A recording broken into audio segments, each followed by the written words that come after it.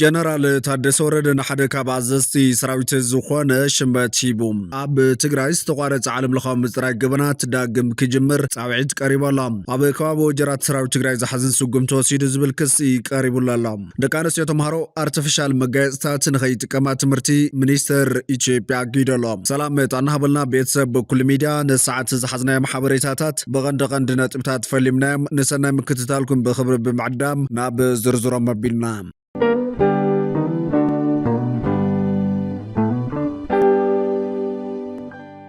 ኣብ ትግራይ ዝተቋረፀ ዓለም ለኻዊ ምፅራይ ገበናት ዳግም ክጅመር ፃውዒት ቀሪቦም መበል 5 ዓመት ምውላዕ ኩናት ትግራይ መልኪቱ ዝወፀ ዓለም ለኻዊ ፀብፃብ ዋላ እኳ ውዕል ፕሪቶርያ ኣብ ቦትኡ እንተሃለወ ጥሕሰት ሰብኣዊ መሰላት ብዘይ ምቁራፅ ይቕፅል ከም ዘሎ ኣፍሊጦም እቲ ትካል ሰብኣዊ መሰላት ዓለም ለኸ ማሕበር ሰብ ሞያ ሓጊ ምስ ዘይመንግስታዊ ትካላት ብምትሕባር ኣብ ዘውፅኦ መግለፂ ጃምላዊ ዓመፅ ፀታዊ ጥቕዓትን ፀታዊ ስቅያት ፀታዊ ባርነትን ኮነ ኢልካ ዝግበር ጥሜትን ዝርከብ ወም ገበናት ሓዝውን ደው ዘይምባሎም ሻቁለት ከም ዝፈጠረሉ ገሊፆም እቶም ትካላት ሰብኣዊ መሰላት ማሕበረሰብ ዓለም ዘይሸራው ብዝኾነ መንገዲ ነቲ ኩነታት ክምርምር ሰብኣዊ ተበፃሕነት ከረጋግፅን ኣብ ላዕሊ ገበናት ኣንጻር ሰብኣውነትን ገበናት ኩናትን ተሓታትነት ከረጋግፅን ተላቢዮም ኣለዎም። ውዕል ፕሪቶርያ ኣብ ሓደጋ ከያቱ ስጋት ኣብ ዘለወሉን መንግስቲ ኢትዮጵያ ሕወሓት ምስ መንግስቲ ኤርትራ ተላፊኖም ኩናት ይፅሕትሩ ኣለዉ ኢሉ ኣብ ዝኸሰሉ ዘሎ እዋን እዩ። ሕወሓት ብወገኑን መንግስቲ ኢትዮጵያ ብክልል ዓፋር ዕጡቃት ትግራይ ብምድጋፍ ተመዛበልቲ ምዕራብ ትግራይ ብዘይ ምምላስን ነቲ ውዕል ብዘይ ምትግባር ዝኸስስ ኣብ ወንበር ትካል ኢባሂሪ ማርክ ስቲቨንስ ሲቢኢ ወጋዕ ውዕል ደው ምባል ተፃቦታት ኣብ ቦትኡ እንተለውን ዓመፅ ብምዝባልን ሰፊሕ ግህሰት መሰላትን ኣብ ኢትዮጵያ ዕናው ኮይኑ ይቕንፅለሎ ክብል ይኸስስ። እቲ ኣብ ወንበር ወሲኹ ምቁራፅ ዓለማዊ ኮሚሽን ክኢላታት ሰብኣዊ መሰላት ኢትዮጵያ ሓደገኛ ሃጓፍ ገዲፎሎም ማሕበረሰብ ዓለም ካሊእ ወለዶ ቅድሚ ምስቃዩ ተኣማንነት ዘለዎ ናይ ምክትታልን ፍትሕን መስራሓት ዳግማይ ክሰርሕ ኣለዎ ኢሉ ኩናት ትግራይ ብመበል 21 ክፍለ ዘመን ካብ ዝተኸሰቱ ደማዊ ኩናታት ሓደ ኮይኑ ክሳብ 600,000 ህዝቢ ከም ዝሃለቐ ፀብፃባት ይሕብሮም። ኣብዚ እዋን ብሰንኪ ሕቶ ኣፍ ደገ ባሕሪ ኣብ ወጥሪ ዝርከቡ መንግስታት ኣዲስ ኣበባን ኣስመራን ነቲ ኣብ ኩናት ትግራይ ዝቐርበሎም ክስታት ገበናት ኩናትን ገበናት ኣንጻር ሰብኣውነትን ይነፅግዎ እዮም። ነቲ ሕዚ ወፀ ፀብፃብ ብዝምልከት ግን ዛጊድ ካብ ክልቲኦም ዝተዋሃበ ምላሽ የለን። እቲ ትካል ሰብኣዊ መሰላት ኢባህሪ ኣብቲ ዘውፅኦ ናይ ሓባር ፃውዒት ቅዱሳት ሃገራት ውድብ ሕብራት ሃገራትን ካልኦት ዓለማውያን ዞባውያን ትካላትን ኣብቲ ክልል ይቕፅለሎ ዝበሎ ግፍዕታት ንምግታእ ህፅፅን ጭቡጥን ስጉምታት ክወስዳ ይፅዋዕ። እቲ ትካል ካብቶም ክግበረሎም ዝበሎም ስጉምታት ኣብ ክልላት ትግራይ፣ ኣምሓራ፣ ኦሮምያን ኪንኡን ዝፍፀም ዘሎ ግህሰት ንምፅራይ ዘሻራዊ ዓለማዊ መስርሕ ዳግም ክጣየሽን እግሪ ክተክልን ሓቲቱ እዮም። ከምኡውን ውሕስነት ሰላማውያን ሰባት ክሕሎ ህይወት መድሓን ረድኤት ብዛዕ እንቅፋት ናብ ኩሎም ዘድልዮም ሰባት ከም ዝበፅሕ ክረጋገፅ እውን ፀዊዕላ። ውፃእ መዓትን ግዳያትን ዘማእኸለ ገባብ ፍትሒ ምውሓስ ካሕሳን ስነ ኣእምራዊ ማሕበራዊ ደገፍን ንኩሉ ዝሓቁፍን ነፃን ኣገባባት ክረጋገፅ እውን እቲ ፀብፃብ ይላቦም። ኣብ መላእ ሃገር ንዝርከቡ ተመዛበልቲ ውሑስ ምምላስን ተበፃሕነት ኣገደስቲ ረድኤትን ሓዊሱ ኣብ ሰብኣዊ መሰላት ዝተመስረተ ነባር ፍታሕ ክረኽቡ እውን ፀዊዐ እዮም። ዓለማዊ ኮሚሽን ክኢላታት ሰብኣዊ መሰላት ኢትዮጵያ ኣብቲ ሃገር ዓበይቲ ክስታት ገበናት ክምርምር ቆይሙ ዝነበረ ኮይኑ ንዓለማዊ ክትትል ትቕልውላዊ ኣዝዩ ኣገዳሲ ከም ዝነበረ እዚ ፀብፃብ ይሕብር። እቲ ብቤት ምኽሪ ውድብ ሕብራት ሃገራት ዝቆመ ኮሚሽን ብዛዕባ እቲ ገበናት ኣንጻር ሰብኣውነትን ገበናት ኩናትን ዝበፅሐ ግፍዕታት ዝርዝር ዝሓዘ ናይ መወዳእታ ፀብፃብ ጥቅምቲ 2023 ምውፅኡ ይዝከር እዩ። እቲ ፀብፃብ ኣብቲ ኩናት ኣንጻር ሓይልታት ትግራይ ዝተሰለፉ ሰራዊት ኢትዮጵያን ኤርትራን ከምኡውን ፍሉያት ሓይልታትን ምልሻታት ብፍላይ ዕጡቃት ኣምሓራ ብሓባር ተሓተቲ ናይ ግፍዒ ከም ዝነበሩ ይሕብር። ሓይልታት ትግራይ ድማ ኣብ ገለ ከባቢታት ዓፋርን ኣምሓራን ብሰንኪ ዝተፈፀሙ ግህሰት ሰብኣዊ መሰላት ተሓተቲ ምዃኖም ኣስፊሩ እዩ። መንግስቲ ኢትዮጵያ ነቲ ኮሚሽን ፖለቲካዊ ተልእኮ ዘለዎ ብዝብል ካብ መጀመርቱ ከም ዘይተቀበሎ ዝፍለጥ ኮይኑ ኣብ ክልል ትግራይ ኣትዩ ክምርምር ከም ዘይፈቀደ ይዝከር እዩ። ኣብ ክልተ ዓመቱ ድማ ስርሑ ከይዛዘመ ተቋሪፁ እዩ። መንግስቲ ኢትዮጵያ እቶም ኣብ ትግራይ ዝተፈፀሙ ገበናት ብመሰጋገር ፍትሒ ክርዮም ቃል ኣትዩ ነይሩ ግዳያት ዘማእኸለ ቅቡል መስርሕ ኣይተኸተለን ተባሂሉ ድማ ይንቀፍ እዮም። እቲ ንክልተ ዓመት ዝቐፅለ ሕዳር 2020 ዝተወልዐ ኩናት ትግራይ ላዕሊ 2 ሚልዮን ነበርቲ ኣብ ውሽጢ ትግራይ ክመዛበሉን ኣስታት 70,000 ድማ ናብ ሱዳን ክስደዱን ጠንቂ ኮይኑ እዮም። ቅድሚ ሒደት ሰሙናት ዕላው ዝኾነ ፀብፃባት ኮሚሽን ምፅራይ ፅንተት ትግራይ ኣብቲ ክልል ማለያ ዘይብሉ ግፍዕ ዕንወት ንዋትን ከባቢያዊ ብርሰትን ከም ዘስዓበ መላኺቱ እዮም።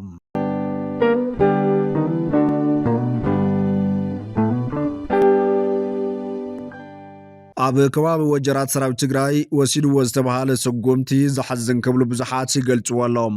ገዛ ተጋዳላይ በርሀጉማ ከም ዝተበርበረን ገንዘብ ከም ዝተወሰደን ኣፍሊጦላ። ፖሊስ ፍትሕን ቤት ፍርድን ኣብ ዝተተኸለሉ ዓዲ ብገብረ ጻድቕ ኣስረሰሃይ ትምራሕ ዘላ ኣርሚ 44 ዕጡቓት ብምልኣኽ ንቆልዓ ሰበይቲ ብምፍረራሕ ኣብ ድሁር ቀትሪን ገዛ ውልቀ ሰብ ምፍታሽን ንብረትን ገንዘብን ምዝማትን ስርዓት ኣልቦነት ምዃኑ ተጋዳላይ በርሀጉማ ኣፍሊጦም። ተጋዳላይ በርሀጉማ ንዕላው ገጽ ሚድያቶር ኣብ ዝሃቦ ሓፂር ቃለ መሕተት ከም ዝገለጾ ኣባላት ኣርሚ 44 ብሻምበቆ ብረት ተሓጊዞም ንቆልዓ ሰበይቲ ፈራሪሖም ተፍትሽ ገዛ ምክያዶም ከይኣክል 50,000 ብር ጥረ ገንዘብን ንብረትን ምውሳዶም ኣብ ትግራይ ክንደየናይ ገሰት ልዕልነት ሕጊ ዓሲሉ ምህላው እኹል መረዳእታ ምዃኑ ሓቢር እዮም። ኣብ ትግራይ ስፋሕፍሒ ዝርከብ ስርዓት ኣልቦነት ስርዓት ዝሕዚ ህዝባዊ መንግስቲ ምስ ዝትከል ጥራይ ድሕሪ ምባል ብተናፀል ንዝበፅሕ ዘሎ ከቢድ ገሰት ሕጊ ተወዲብካ ብሓባር ብምቅላስ ጥራሕ ከም ዝፍታሕ ወሲኹ ገሊጹ እዮም። ወያናይ በርሀጉማ ኣብ ዝዋን ኣብ ትግራይ ምስ ዘሎ ሓይሊ ብዝፈጠሮ ፖለቲካዊ ኣፈላላይ ኣብ ሓራ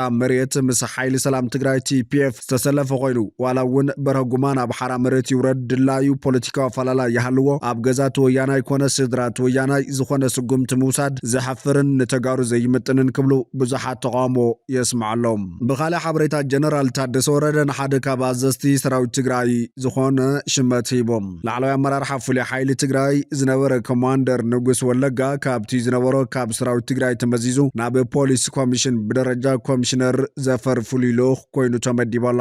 ኮማንደር ንጉስ ወለጋ ኣብ እዋን መሪሕነት ኣይተ ጌታቸው ረዳ ነበር ምክትል ኮሚሽነር ገብረስላሴ በላይ ካብ ሓላፍነቱ ምልዓሊ ስዒቡ ዋና ምክትል ኮሚሽነር ሓላፊ ኣድማ ብተና ኮሚሽን ፖሊስ ትግራይ ኮይኑ ተሸይሙ ምንባሩ ኣይርስዓን።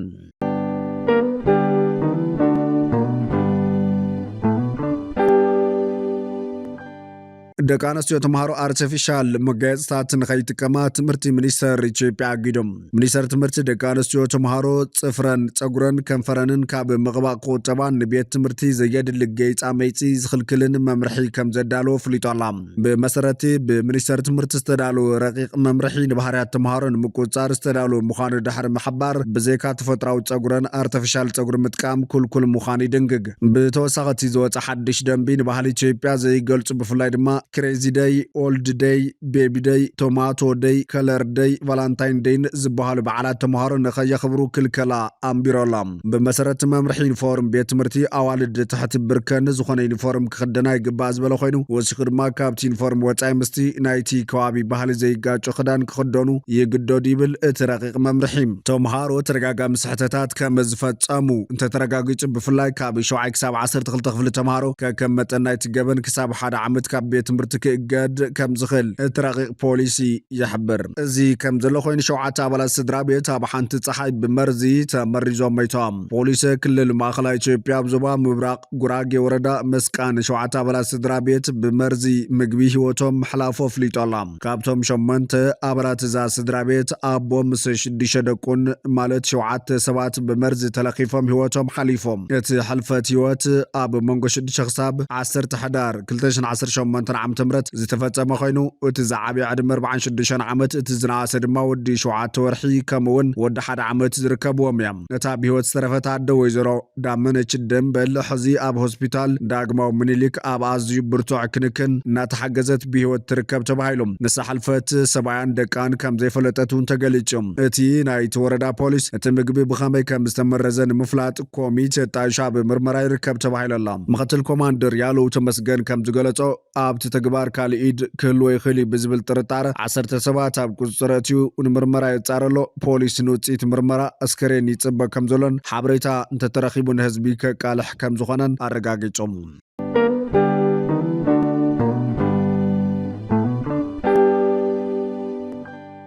ክልቲኦም መራሕቲ ኩናት ሱዳን ንጻዕርታት ሰላም ፕሬዚዳንት ትራምፕ ከም ዝድግፉ ኣፍሊጦም። ፕሬዚዳንት ኣሜሪካ ትራምፕ ኣብ ሱዳን ዝካየድ ዘሎ ኩናት ንምቁራጽ ሓድሽ ጻዕሪ ከም ዝገብር ትማሊ ድሕሪ ምፍላጡ ክልቲኦም ሓለፍቲ ኩናት ንመግለፂ ትራምፕ ሎም እውንታዊ ምላሽ ሂቦም ኣለዉ ተባሂሉ።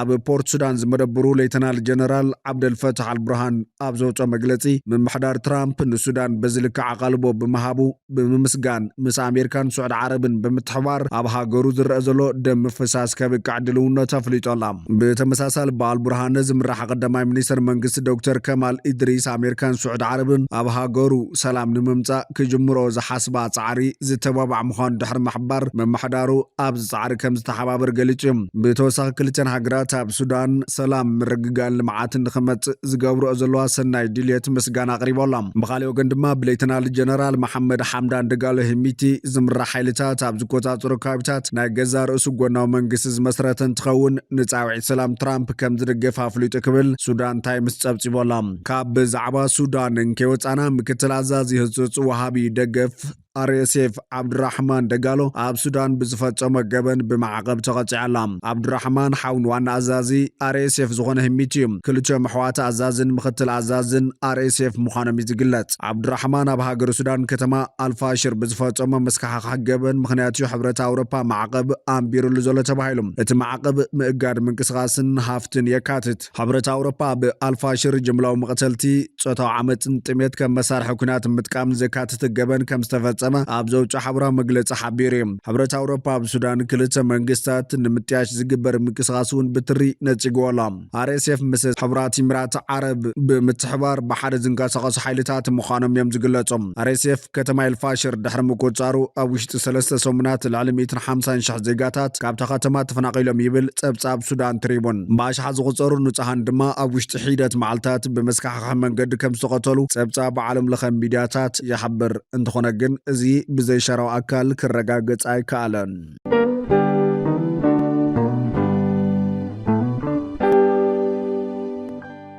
ፍትዋትን ክብራትን ቤተሰብ ኩል ሚድያ ንሰዓት ዝሓዝናዮም ሓበሬታታት ነቶም ክትከታተልዎም ዝጸናሕኩም ይመስሉ ነይሮም ንሰና ምክትታልኩም ብምምስጋን ናብ ዝቕጽል ብኻልኦት ሓበሬታታት ክሳብ ንራኸብ ንምድለዋትና ላይክ ሼር ንሚድያና ሰብስክራይብ ብምግባር ቤተሰብ ኩል ሚድያ ይኹኑ